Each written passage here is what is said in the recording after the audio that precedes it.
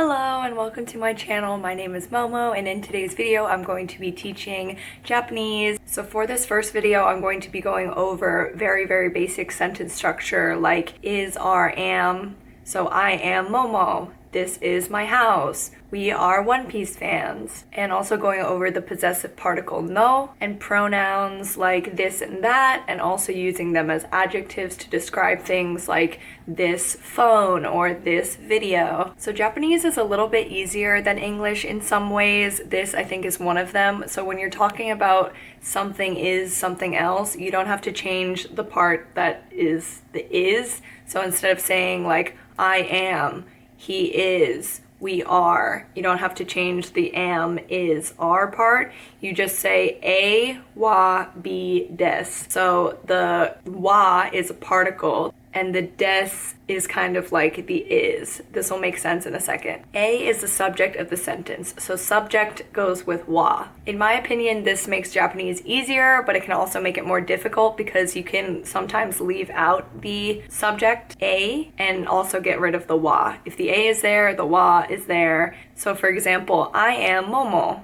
Watashi wa Momo desu. But I can also just say Momo desu. And the watashi wa is implied because I'm talking about myself, and that should be obvious based on context, which can kind of make Japanese more confusing, but when you're talking with friends, this will become more clear in the future, I hope. For the video today, I'm going to be using the formal way of saying this, which is a, wa, be, des. Later on, when you learn more informal Japanese, which maybe will be my next video, you can change the des to da. And the more and more you learn, the more and more naturally you can learn to add different endings. For example, I could be like, Momo da yo. Or if you were asking if I'm Momo, you could be like, Momo desu ne. So yo is basically kind of just more putting emphasis into your sentence. And ne is kind of like right, and sometimes used in a rhetorical way. Like I could say, kyou wa samui desu ne, which would be today is cold, isn't it? And you don't have to answer that. If you actually wanted to make it a question instead of a rhetorical right, you would add a ka at the end, which would be momo desu ka? Or the full thing could be anata wa momo desu ka? I feel like most of the time, the second half of the sentence is what you would keep. For example, in watashi wa momo desu, I'm keeping the momo desu. Or kyou wa samui desu ne, I could just say samui desu ne. But when you're asking a question, you can just keep the front of the question. So, what is your name? Onamae wa nan desu ka? I don't have to say the end of that. A lot of people will just say onamae wa, and the o is respectful, so I could also just say namae wa. So here's some simple a, wa, be, des practice sentences, and you can repeat after me or you can just listen. I don't know yet how people are gonna consume this media, but I think probably if you're learning Japanese, the best way to do it would be to repeat after me to help your pronunciation skills. Luffy wa kaizoku desu. You can also just say kaizoku desu. You can also say kaizoku desu yo. But in those last two, if you don't know that I'm talking about Luffy, that could also mean I'm a pirate, kaizoku desu. So a lot of Japanese is going to be learning what people are talking about based on context, but if the context is not sure, you want to make sure that you make the subject known by saying nani nani wa nani nani desu. So Luffy wa kaizoku desu. Zoro wa kenshi desu. Usopp wa usotsuki desu. Sanji wa chef desu. Choppa wa isha desu. Yay! So that's the basic something is something else sentence structure in Japanese. To make it a little bit more complicated, we can start adding adjectives and the possessive particle no, which will help you describe what you're talking about a bit more. We'll start with the particle no, which is also used for some other things later on, but I'll explain a little bit of it here and just how to use it with connecting two nouns to show basically apostrophe s. So if I was saying my house, I would say watashi no ie. This also, in my opinion, once you get this down, is easier than English because instead of saying I, my, and mine, you can just say watashi as in I and then just add like the no. But basically the no in this part literally functions as an apostrophe s. So if you want to say Momo's house, Momo no ie, Momo's dog, Momo no inu. Let's try it with some sentences. Luffy no fune wa merigo desu. Nami no chizu wa aoi desu. Zoro no ken wa ookii desu. Sanji no ryori wa oishii desu.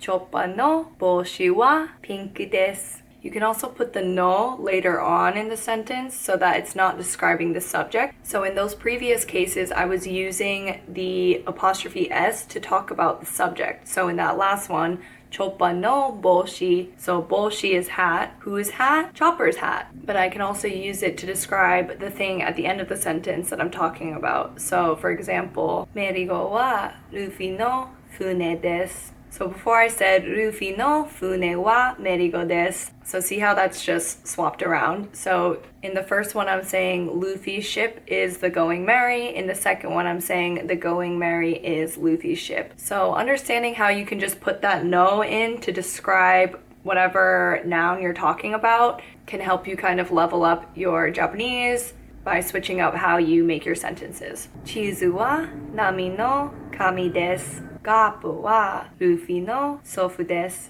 Berumiru wa Nami no okasan desu. Kobi wa Luffy no tomodachi desu. Okay, so now I'm going to use those sentence structures to talk about things relationally. So koko, soko, and asoko are locations. So koko is here. So koko wa watashi no ie desu. Soko is over there, usually pointing at something just a little bit farther away from me. Maybe it's closer to you. Over there, way over there, would be asoko, so it's farther than soko. So that ko, so, and a, relationally, we can also use to talk about things. So kore, sore, and are are pronouns that can stand in for the nouns that you're talking about. For example, kore wa Luffy desu. Kore wa Luffy no boshi desu. Sore wa Nami no chizu desu. Are wa Zoro no ken desu. Sore wa Sanji no ryori desu.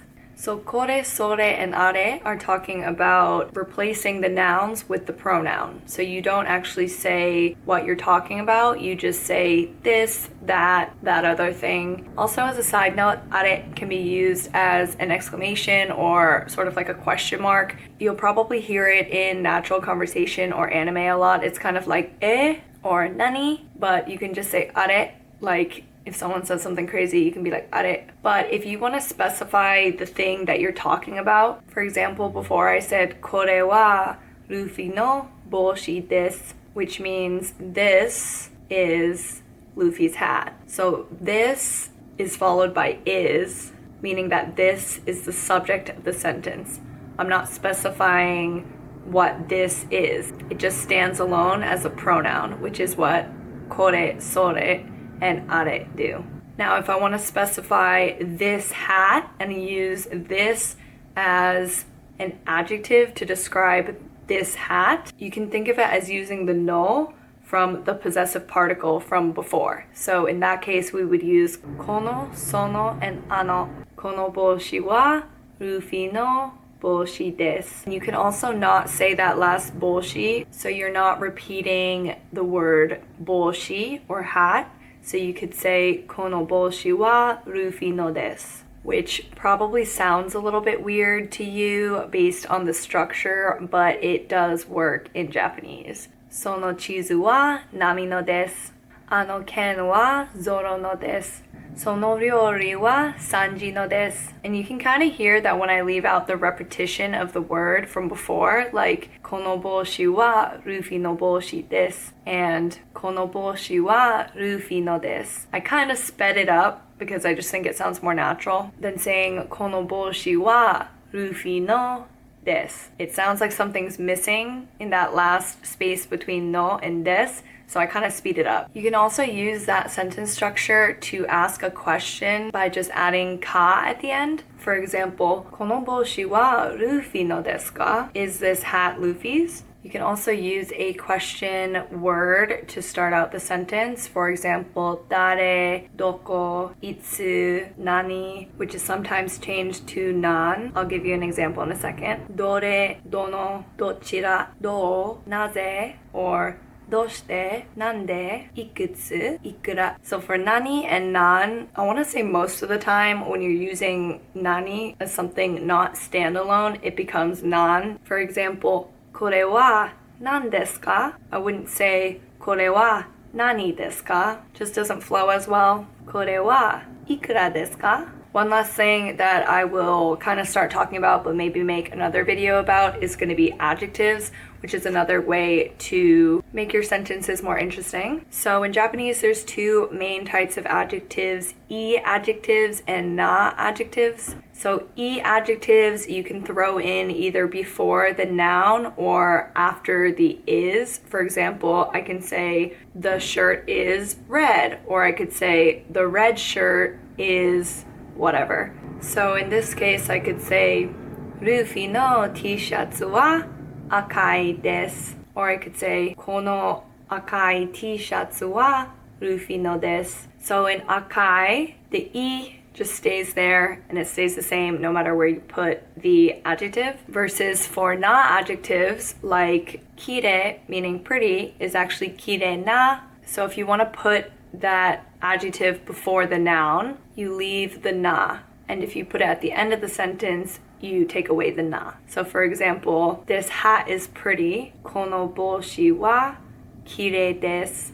Or このきれいな帽子はルフィのです. But that's kind of a preview of the next sentence structure that I want to talk about in the next video, which is going to be there is, which is ga arimasu, using the particle ga in general instead of wa, because one of the most common adjectives is skina, which is when you like something. And technically, skina is a na adjective, but you use it with ga. So that'll be for the next video. And I will just leave with a quick little skit, I guess, by myself with a full conversation of these types of sentences for you to listen to or repeat back. Okay, this conversation is between Nami and Usopp. あの人は誰ですか?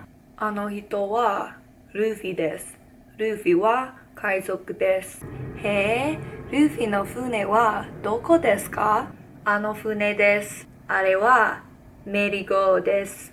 ねえ、あの剣は誰のですか? あの剣はゾロのです。ゾロは剣士ですか? はい、ゾロはすごい剣士です。じゃあ、あの本は誰のですか? あの本はロビンのです。あの大きいバッグはあれはチョッポのです。チョッポは医者です。へえ、みんなすごいですね。はい、僕たちは麦わらの一味です。And that wraps up this video. Thank you for watching if you made it this far. Leave me a comment below if you're learning Japanese or how you came across this video if you're not my one friend who I've sent this to. And I hope it was helpful, and leave me any other comments below about One Piece or requests for Japanese language learning or really anything. I'd love to chat. I hope you're having a wonderful morning, afternoon, evening, nighttime, whatever time it is, wherever you are in the world, and I'll see you in my next video. Bye!